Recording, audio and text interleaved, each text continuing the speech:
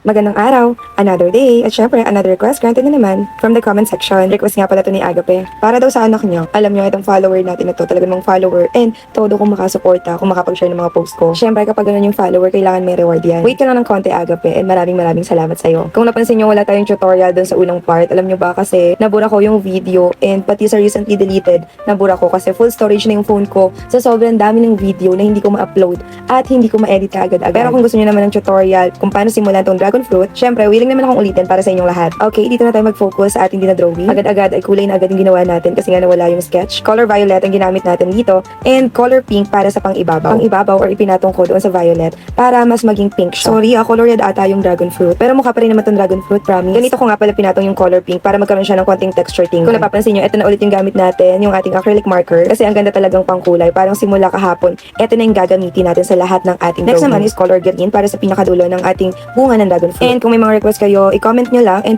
i-follow nyo na rin ako and subscribe sa ating YT channel. Huwag na din kalimutang i-share ang ating mga videos. Kung gusto nyo nga rin pala ng mga coloring pens and acrylic markers, meron akong pinamimigay para sa ating mga lucky sharers. And parang napipili ko na nga rin talaga to si Agape na nag-request na itong dragon fruit kasi talagang lahat ng videos ko ay sinishare. And proceed na tayo dito sa ating dragon fruit. Gamit na tayo ng sign pen para tayo ay makapag-outline. Kung mapapansin nyo, mas nabubuhay na yung pagiging dragon fruit nito dahil sa ating sign pen. Mas makapal yung sign pen, mas maganda. And syempre, pipili kayo ng sign pen na hindi nag-smudge dahil baka masayang lang ang inyong drawing kapag yung sign pen na gamit nyo ay kumakalat. So, ito yung recommended kong sign pen syempre. Marami namang variant nito kung ano yung gusto nyo.